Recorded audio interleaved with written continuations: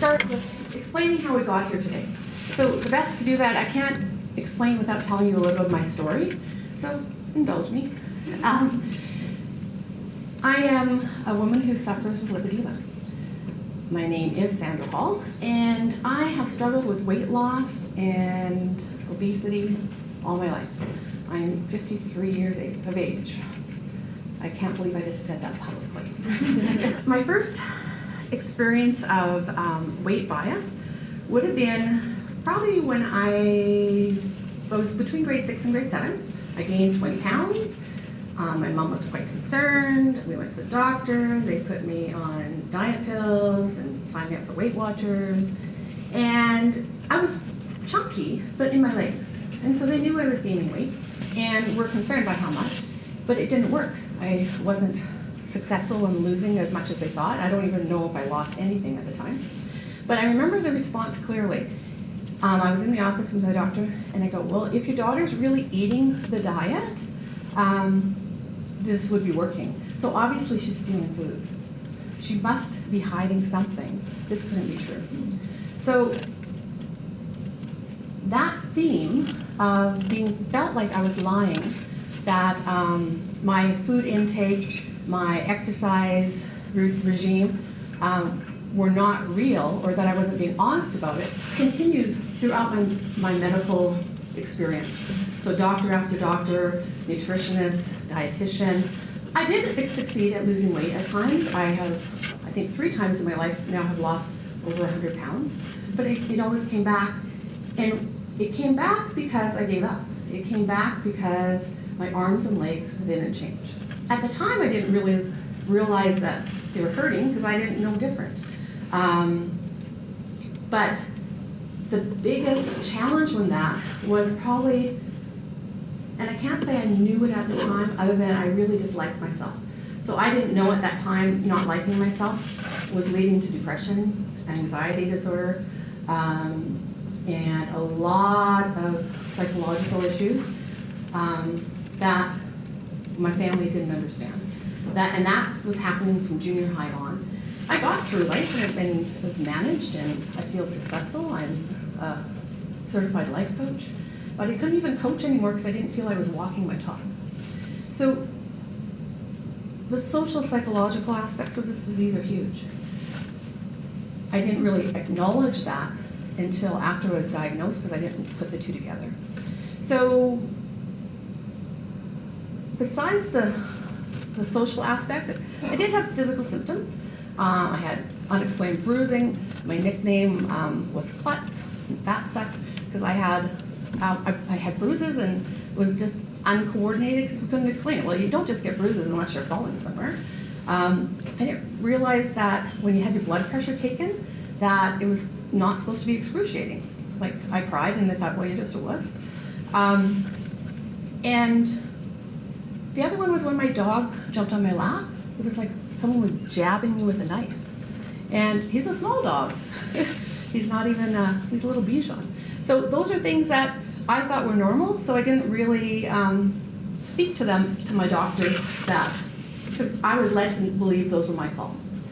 So eventually I was fortunate. I did have doctors that were very compassionate, but eventually I did find a doctor who not only had compassion for me, but heard me. At that time, I was eating 500 calories a day. I was purging. And she understood I was desperately wanting to change my body and get healthy. And my biggest challenge, so this was about 3 years ago, and I work as a special ed assistant. I would go do my job. I'm passionate about what I do. My classroom wasn't any further from the office than from here to the front desk. I used walking sticks to go around the school. I tried not to have to move with the kids because I could never keep up with them. So I always, if we were going from classroom A to B, I always had a reason to go earlier, or I didn't have to be with them at the moment. And by the end of the day, I remember the breaking point. The end of the day, one day, I was in so much pain. I walked to my car, cried, and was trying to lift my legs into the car. And I went home to my husband, said, I can't do this anymore.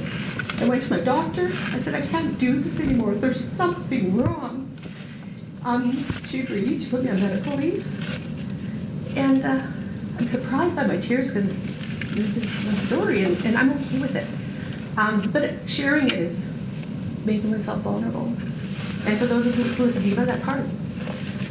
So that being said, I was referred to the lymphatic clinic here in Calgary, and I gotta tell you, I am looking out of the room and seeing the head therapist there, and she knows I was not a happy lady. And when I was diagnosed, as I was waiting, I was pretty sure I had lipedema. And I joined a support group here in town. I knew I had lymphedema. I heard this word lipedema. I go, what's that? And I went to the internet and I saw these pictures of women. I'm going, whoa, those are my legs. And then I was reading a little bit and I go, what? My fat's not supposed to hurt? So if you heard the news yesterday, that's the byline of my whole interview was, what? My fat's not supposed to hurt?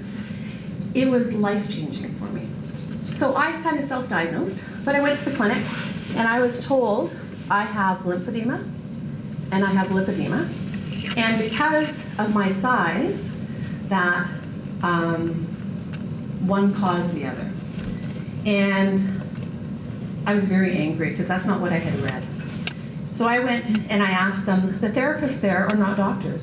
The Alberta Health Services has created a great service to us with the Calgary Alberta Lymphedema Service. Did I get the name right? CALS is what I know it as. But they're limited funding, and they're therapists that have great compassion. But they're not specialists. So they told me I cannot write a piece of paper that I can diagnose this. And I go, I want a piece of paper from a doctor that knows this disease. I appreciate that you recognize it. So my journey eventually took me to New York City. I was officially diagnosed unequivocally. I have primary lymphedema. So that means I have lymphedema without an external cause, without a secondary reason. And one of our experts will tell you more about that. And I also have lipedema. And lipedema is not caused by my being obese. Lipedema is a disease that, left undiagnosed, causes obesity or can contribute to obesity. I'm really clear when people say, my fat is not my fault. In some ways that is true. My obesity is not my fault. Do I have other fat? Do I have other than lipedema fat? Yes. The contributing factors would be all the social, psychological stuff going on that made me give up. So did I eat nutritionally all my life? No. Did I quit exercising? Yes. Did I give up? Yes. Did I try again? Yes. But eventually got to a point that wasn't true. So for me, the diagnosis was freedom, that I knew that I did not cause the disease, that there was contributing factors that led to my life choices, that led me to my size, and then I had to make a decision. I was very clear. I was using walking sticks. During my leave of absence, I was bedridden basically for 6 months. My husband just walked in the room and I going, wow, he supported me through all that. And I was determined I needed an answer. So I looked for surgical solutions and with my family doctor, we did look high and low in Calgary, high and low in Canada. I explored the states. I asked for support from Alberta Health Services. And since then, I've actually been communicating with the health minister. I did have a meeting with her by phone a year and a half ago and had an interest in the disease. By then, I was not looking for financial support for me. We made a financial decision that my quality of life was more important than my retirement fund, and we decided to pay for my surgery. So I have had 3 surgeries. I chose to go to Germany because they are so much further ahead. They are the experts in the disease. I chose to go to Dr. Joseph Stutz because he trained most of the doctors in North America that do the procedures safely. And I go, if I'm going to choose someone, why not go to the one who's trained everybody else? I was shocked to find his price was actually the least expensive of all of them. And what brings us to today, obviously I didn't follow my notes, what brings us to today was a conversation I had with him. I'll never forget it. During the procedure, I am fully awake. I am nervous as heck. And I remember sitting up watching him suck the fat on my legs. So liposuction is sucking fat out of your body. And I'm going, wow, this disease is leaving me. I go, what's it going to take for me to fundraise to get you to come here? How much is your price? And his response is, my time. I go, there must be a language barrier. So how much is your time? And what I'm trying to ask you, Dr. Stutz, is what's your fee for speaking internationally to educate? Because I know he's done that. He goes, my time. You will not pay me. You will not pay my airfare. I am coming because women need help and because I need to help people learn about this disease. I cannot do it alone.